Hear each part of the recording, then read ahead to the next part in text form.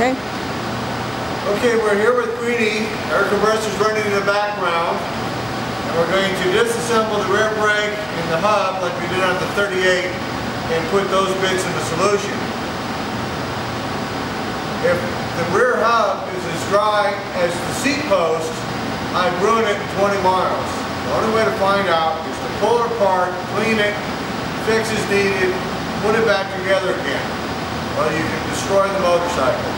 So I'm going to have to do this to the hub, I'm going to have to do it to the front hub, I'm going to have to yank the whole front end off the bike. I've got to disassemble the clutch. It's the only way we know we're not going to hurt the motorcycle. It's called maintenance. The bike has not been started or been on the road for 40 years. And who knows what kind of shape it was in as far as greasing parts when it went in the shop for a trade-in. We don't know.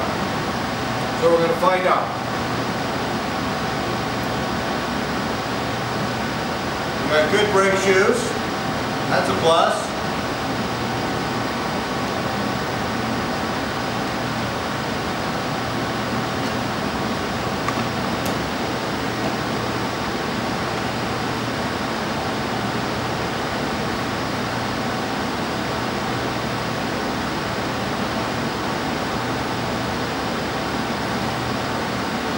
That's Opie behind the camera being patient at me. With me or because of me or whatever. Be patient. Little greasy rags here. Sun's getting my rugs dirtier than they have to be.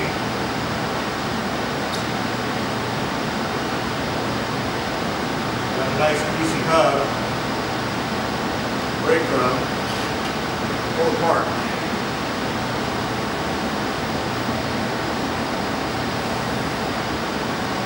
Go.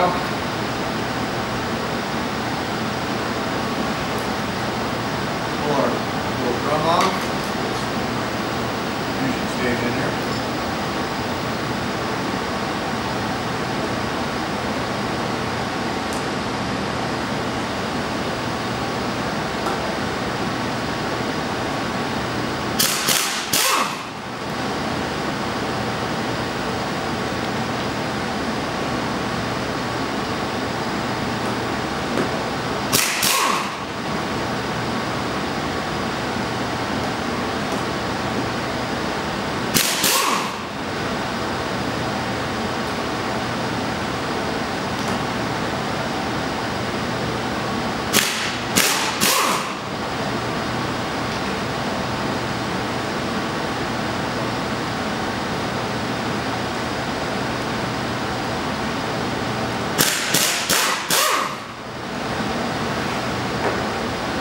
Okay, now we'll pull off our drum, okay, nice and easy.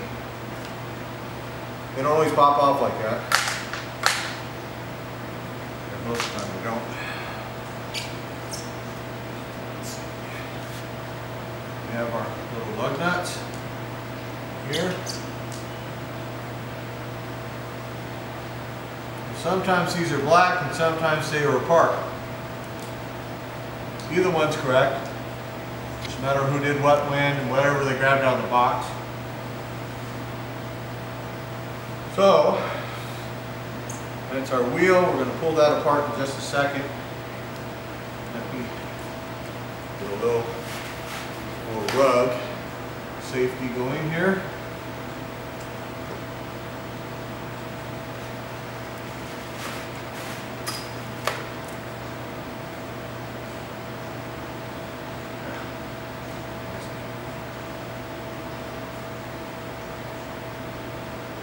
Pick it up the mass. There we go.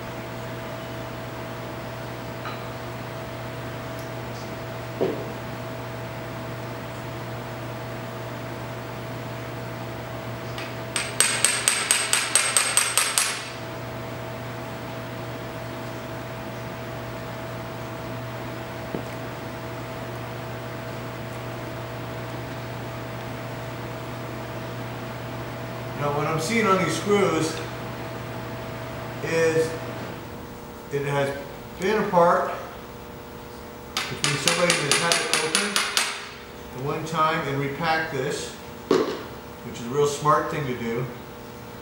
As you saw the other day, we documented as well as possible evidence that the speedo was changed in 1945.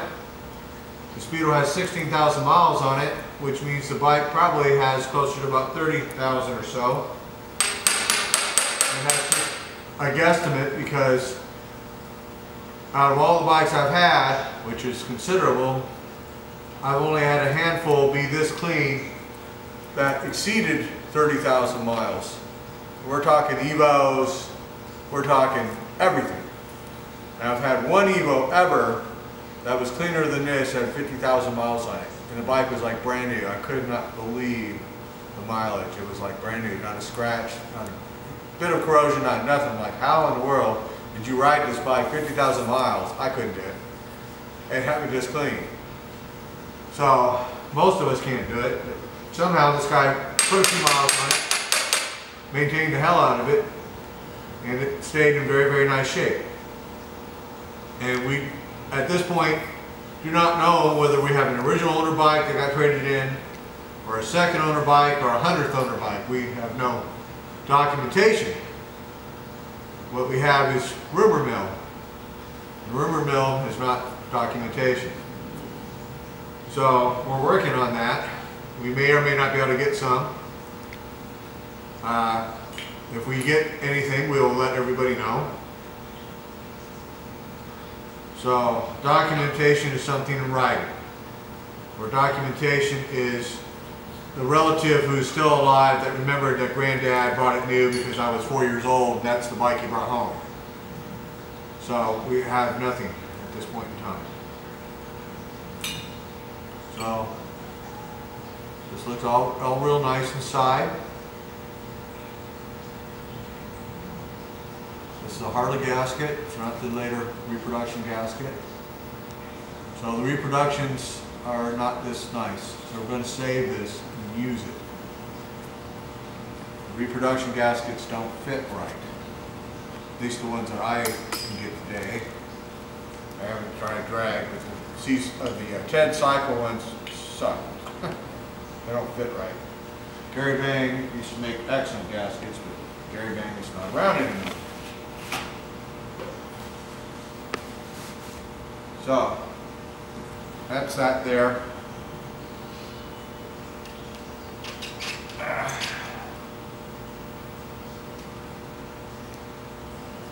Couple little screws and washers.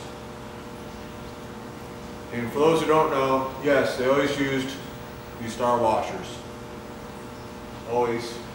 Star washers were used on quite a few things before they do anything. And that star washer is a factory item. How do I know this? Well, it's only come off of every star hub I've ever pulled apart. Well, I may not have had an early one, which was dual stock with star hub washers apart, like we done in 38. I've had a lot of these hubs apart. So, real familiar with them.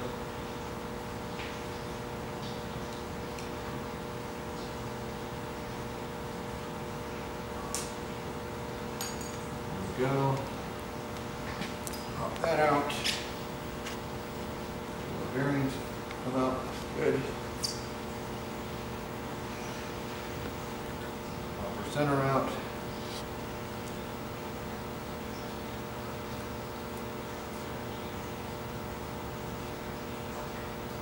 Now, for those who don't know, they made not just step hubs and later star hubs, they made later knuckle star hubs, they made panhead hubs, they made mid-range panhead hubs, they made a couple of late panhead hubs. I don't even know how many star hubs they made.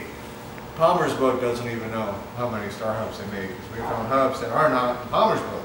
So I couldn't tell you how many star hubs they made. We're still trying to figure that out. Ask the experts. Yeah, I'm sure the experts will all give you another opinion. So far, I've found the stepped hubs, the knucklehead hubs, which have this early machine insert here, and then a later one that has a bigger machine insert, and then there's another one that's kind of sweated together, and then there's a later one that looks like this one without a machine insert there. So that's 1, 2, 3, 4, that's 5 star hubs that I can even just think of off the top of my head. And even bigger, oh, this was a surprise. Every star hub that we pulled apart has a different taper on these dumbass spokes. They're all the same part number, but they're not the same. What the hell was Harley thinking? Couldn't tell you. But they're not interchangeable. Boy, was I in for a big surprise.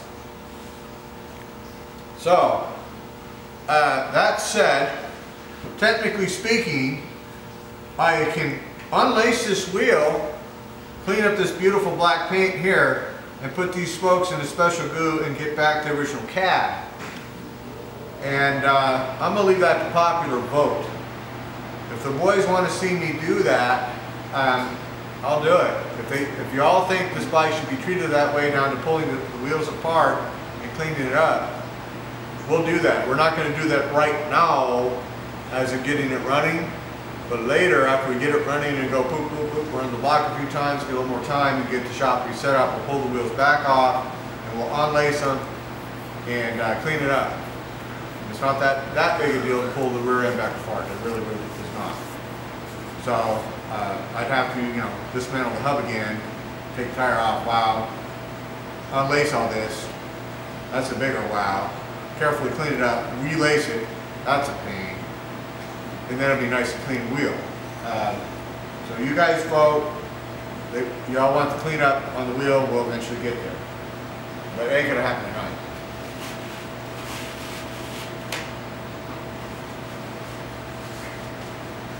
So my personal vote is to clean it up, because this is just going to corrode more. I know what a pain in the asshole it is to clean this up, because we're done.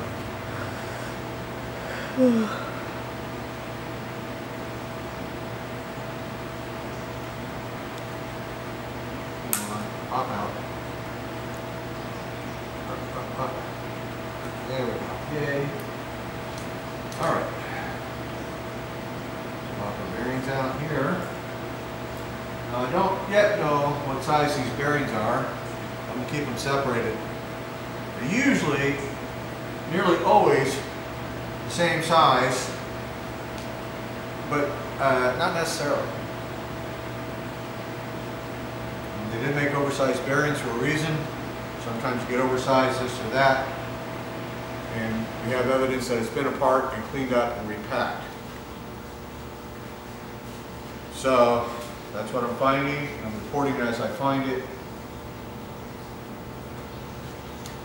So I'm reporting everything I do to this bike. Again, for those of you who might see this video new, because of the amazing internet response, positive and negative, over this particular machine, which I've never seen before. A lot of emotions wrapped up, a lot of egos wrapped up. Everybody's got an ego.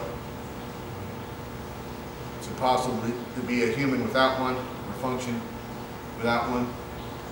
So that's understandable. It's part of being who we are as human beings.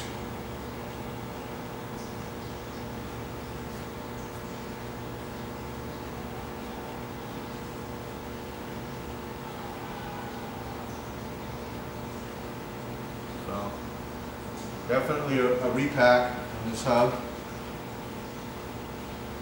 They did a good job of it. It's in good shape.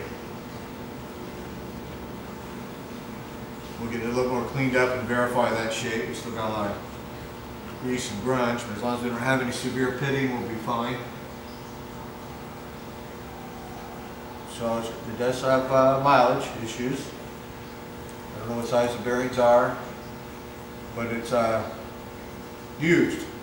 That was new. This is used. It's very obvious for anybody who knows what they're looking at. So, all in all, very good shape. Very happy with what I find so far. Very usable hub. Believe me, not all of them are.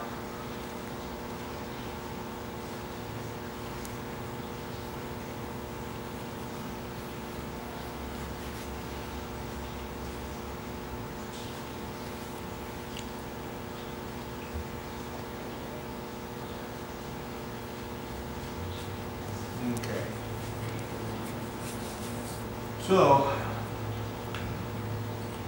it's an inner and outer core, as you see.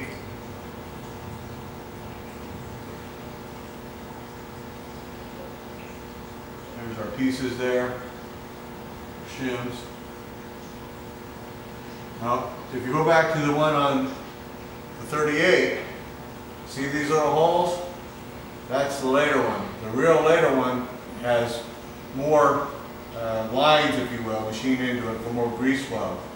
The real early one, as you saw, is totally different, has nothing, it's just flat. Which, by the way, I was completely unaware of that that's what they did. So I pulled that up apart. But it's obvious if you've seen the other ones. It's like, oh wow, that's gotta be early. Because you've never seen that before in the later ones. You add 2 and 2, you know what? It makes 4. Not sometimes, not maybe, but every time. It's amazing. 2 and 2 always makes 4. Simple arithmetic. Logic and deduction. So, that's that. We'll put all our stuff in the magic goo here. And first we're going to go with the paper towel routine, as you saw. Wipe off the excess. We're going to put it in the mineral spirits. Let it soak for a few days. It only fits so much stuff in there, so we're going to let that soak for a few days. We're going to come back, clean it all out, put it on the counter, check this, check that. We're going to wipe our bearings off and make sure we got the same size bearings before we mix it up. And so let me do that here. I'll just tell you what we're going to do. You're going to see me do a lot of it. And we're going to pull that rear brake apart there. So we're going to shut this off right now. I'm going to wipe a little bit of this down and get some mics out, and we're going to check our bearing size real fast, and we'll pull that rear hub apart. So I'll be right back with you. Off? Go and shut off.